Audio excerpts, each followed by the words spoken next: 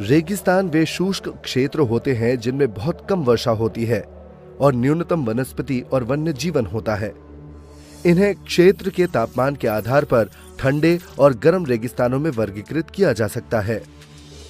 सहारा रेगिस्तान गर्म रेगिस्तानों में से एक है जहां हर वर्ष 1 इंच से भी कम वर्षा होती है। सहारा क्षेत्र की विशेषता स्वच्छता, बादल रहित आकाश और सूर्य द्वारा तीव्र गर्मी है, जिसके कारण वाष्पीकरण की दर अधिक होती है। इसीलिए नमी की मात्रा न्यूनतम होती है और इस क्षेत्र में अत्यधिक तापमान की स्थिति बनी रहती है। ये तापमान दिन के समय 50 डिग्री सेल्सियस तक पहुंच जाता है और रात में भूमि तेजी से ठंडी हो जाती है और जमा देने वाली ठंड हो जाती है। तापमान 0 डिग्री सेल्सियस के करीब पहुंच जाता है। सहारा रेगिस्तान का क्षेत्रफल लगभग 5.4 लाख वर्ग किलोमीटर है और ये उत्तरी अफ्रीका के बड़े भाग में फैला हुआ है। ये भारत के 2 गुने आकार से भी अधिक है। क्या आप इसके आकार की कल्पना कर सकते हैं? और ये इसे दुनिया का सबसे बड़ा गर्म रेगिस्तान बनाता है और ये अंटार्कटिक और आर्कटिक रेगिस्तान के बाद दुनिया का तीसरा सबसे बड़ा रेगिस्तान है। सहारा रेगिस्तान पूर्व में लाल सागर, उत्तर में भूमध्य सागर और पश्चिम में अटलांटिक महासागर तक फैला हुआ है। ये 11 देशों से घिरा हुआ है, जिसमें है मिस्र, Sudan, Chad, Libya, Niger, Algeria, Tunisia, Mali, Mauritania, Morocco और पश्चिमी सहारा। यह ध्यान रखना रोचक है कि सहारा में कई अलग अलग भौतिक विशेषताएं हैं, जैसे टीलों के साथ बालू का विशाल विस्तार। इनमें से कुछ टीलों की ऊंचाई 300 मीटर से भी अधिक हो सकती है। यह लगभग आईफल टावर के आकार के बराबर है।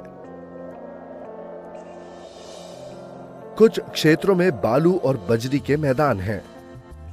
सहारा रेगिस्तान की एक और रोचक विशेषता इसके चट्टानी सतहों वाले ऊंचे पठार हैं, जिन्हें हमादा कहा जाता है। इन पठारों की ऊंचाई 2500 मीटर तक हो सकती है। यह पृथ्वी की सबसे ऊंची इमारत बुर्ज खलीफा से लगभग 3 गुना बड़ा है।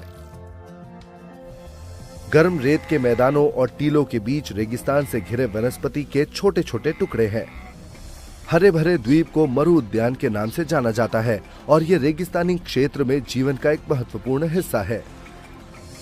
क्या आपको लगता है कि सहारा रेगिस्तान वनस्पति के स्तर को पुनः प्राप्त कर सकता है और फिर से हरा भरा हो सकता है? विश्वास करें या ना करें, वैज्ञानिकों का कहना है कि सहारा कई हजार वर्षों से रेगिस्तान और घास के मैदान के बीच बदलता रहा है। इसीलिए कई वर्षों के बाद सहारा फिर से घास का मैदान बन सकता है। सहारा क्षेत्र की अति विषम जलवायु के बावजूद ये बेडुइन्स और तुआरेग जैसे कुछ खानाबदोश समुदायों का घर है। ये खानाबदोश समुदाय अपने ऊंटों, बकरियों, भेड़ों और घोड़ों के साथ एक जगह से दूसरी जगह घूमते रहते हैं और जीवित रहने के लिए इन्हीं पर निर्भर करते हैं। लेकिन कैसे? इस क्षेत्र के खानाबदोश स्वस्थ और पोषित रहने के लिए अपने पशुओं के पौष्टिक दूध और मांस का उपयोग करते हैं, लेकिन उनका पशुधन इससे कहीं अधिक उपयोगी है। उनके जानवरों के बालों का उपयोग चटाई, कालीन, कंबल और कपड़े बुनने के लिए किया जाता है। यहां रहने वाले लोग आमतौर पर भारी कपड़े पहनते हैं। क्या आप अनुमान लगा सकते हैं क्यों? मरुस्थल में धूल भरी आंधियां और गर्म हवाएं अक्सर आती रहती हैं और उनके भारी वस्त्र इन चरम घटनाओं से बचाते हैं। जानवरों की मोटी खाल का उपयोग उनके पैरों को तपती रेत से बचाने के लिए जूते और पानी की बोतलें बनाने के लिए किया जाता है। इसके अलावा ऊंटों और घोड़ों का उपयोग परिवहन और भारी सामान ढोने के लिए किया जाता है, क्योंकि वे एक स्थान से दूसरे स्थान तक जाते रहते हैं। आप सोच सकते हैं कि मरुस्थल में अधिकांश लोग खानाबदोश हैं। सहारा में मरु उद्यान और मिस्र में नील नदी घाटी जैसे कुछ क्षेत्रों में लोगों ने स्थानीय बस्तियां स्थापित कर ली हैं। इन क्षेत्रों में पानी की उपलब्धता के कारण लोग खेती करने में सक्षम हैं। इन क्षेत्रों में खजूर, चावल, गेहूं, जौ और बीन्स जैसी फसलें उगाई जाती हैं। सहारा क्षेत्र की सबसे प्रसिद्ध फसलों में से एक मिस्र की कपास है। यह कपास अपने रेशे की मजबूती और लंबाई के लिए दुनिया भर में जाना जाता है। फसलों के अलावा सहारा क्षेत्र लौह, फास्फोरस, मैंगनीज और यूरेनियम जैसे खनिजों से समृद्ध है, जो परमाणु बम बनाने के लिए उपयोग किया जाने वाला खतरनाक तत्व है।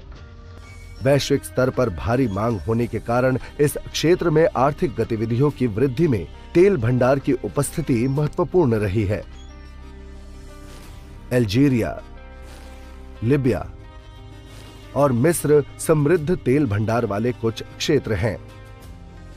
हालांकि ये तेल हमारी हवा और पानी को गंदा और हमारे ग्रह को नष्ट कर रहा है। आजकल इन पुराने ऊंट मार्गों का स्थान महामार्गों ने ले लिया है। कई इमारतें निर्मित हो रही हैं, जिससे चरवाहे शहरी क्षेत्रों में स्थानांतरित हो रहे हैं और तेल तथा गैस संचालन में नौकरियां तलाश रहे हैं। कुछ खानाबदोश अब सहारा क्षेत्र में पर्यटकों का मार्गदर्शन कर रहे हैं। ये कारक क्षेत्र के सांस्कृतिक परिदृश्य को बदल रहे हैं, जिससे ये व्यापार और वाणिज्य का एक महत्वपूर्ण केंद्र बन गया है। हालांकि हम अक्सर मरुस्थल को एक निर्जन स्थान मानते हैं, लेकिन यह देखा जा सकता है कि कई सफल सभ्यताएं यहां रहती हैं, काम करती हैं और पनपती हैं। लद्दाख हिमालय पर्वतमाला में स्थित है, जो उत्तर में काराकोरम पर्वतमाला और दक्षिण में ज़ंस्कार पर्वतों से घिरा है। ये कारगिल में 3000 मीटर से लेकर काराकोरम पर्वतमाला में 8000 मीटर से अधिक की ऊंचाई पर स्थित है। लद्दाख में कई ग्लेशियर्स जैसे गांगरी और ड्रैंग ड्रंग ग्लेशियर्स हैं और ऊंची पहाड़ियां लद्दाख से होकर कई नदियों के प्रवाह को निर्धारित करती हैं। सिंधु नदी लद्दाख से होकर बहने वाली प्रमुख नदी है और ये लद्दाख क्षेत्र में गहरी घाटियां और खाइयां बनाती है। अधिक ऊंचाई पर स्थित होने के कारण इस क्षेत्र की जलवायु अत्यधिक ठंडी और शुष्क है। यहाँ तक कि गर्मियों में भी दिन का तापमान 0 डिग्री सेल्सियस से थोड़ा ऊपर होता है और रात का तापमान 0 से 30 डिग्री और नीचे तक गिर जाता है। आप अनुमान लगा सकते हैं कि सर्दियों में क्या होता है? जी हाँ, यहाँ जमा देने वाली ठंड है और ज्यादातर समय तापमान 0 से 40 डिग्री सेल्सियस नीचे रहता है। जब पानी का तापमान 0 डिग्री सेल्सियस और उससे कम हो जाता है तो ये बर्फ में बदलना शुरू हो जाता है। अब आप कल्पना कर सकते हैं कि ये कितना ठंडा होता है। आप जानते हैं कि लद्दाख शुष्क क्यों है? ऐसा इसलिए है क्योंकि यहाँ बहुत कम वर्षा होती है, जिसकी वार्षिक मात्रा लगभग 10 सेंटीमीटर होती है। आप बता सकते हैं कि वर्षा का स्तर इतना कम क्यों है? हिमालय पर्वत लद्दाख में नमी भरी हवाओं के प्रवेश को रोकते हैं। यह हिमालय के वर्षा छाया क्षेत्र में स्थित है और यहाँ बहुत कम वर्षा होती है। परिणाम स्वरूप लद्दाख में वनस्पति भी बहुत कम होती है। आपने कभी एक ही समय में बर्फीली हवाओं और तेज धूप का अनुभव किया है? जब हम बहुत अधिक ऊंचाई वाले स्थानों पर जाते हैं तो हम दोनों को महसूस कर सकते हैं। जैसे जैसे हम अधिक ऊंचाई पर जाते हैं, हवा पतली और कम घनी होती जाती है। इसीलिए ठंडी हवा और सूरज की गर्मी दोनों ही तीव्र महसूस होंगी और बहुत कम वनस्पति वाले स्थानों पर इसका प्रभाव और भी अधिक होता है। यही असर लद्दाख में भी महसूस किया गया है। हिमालय की गोद में बसा लद्दाख एक सुरम्य परिदृश्य है, फिर भी ये कठोर जलवायु परिस्थितियों वाला एक शीत मरुस्थल है। ऐसी विषम जलवायु परिस्थितियों के बावजूद विभिन्न प्रकार की वनस्पति और वन जीवों का विकास हुआ है, जिससे ये मरुस्थल एक अद्वितीय पारिस्थितिकी प्रणाली बन गया है। विलो और चिनार के पेड़ यहाँ की प्राकृतिक वनस्पति है। ये संभव है कि आपका क्रिकेट बैट विलो पेड़ों से बना हो, क्योंकि इन पेड़ों का उपयोग इसी के लिए किया जाता है। विलो के अलावा खुबानी, सेब और अखरोट जैसे पेड़ इस क्षेत्र के स्थानीय पेड़ हैं। प्राकृतिक वनस्पति के बीच घाटियों में घास और झाड़ियां हैं। जो स्थानीय वन्य जीवों को चारागाह प्रदान करती है।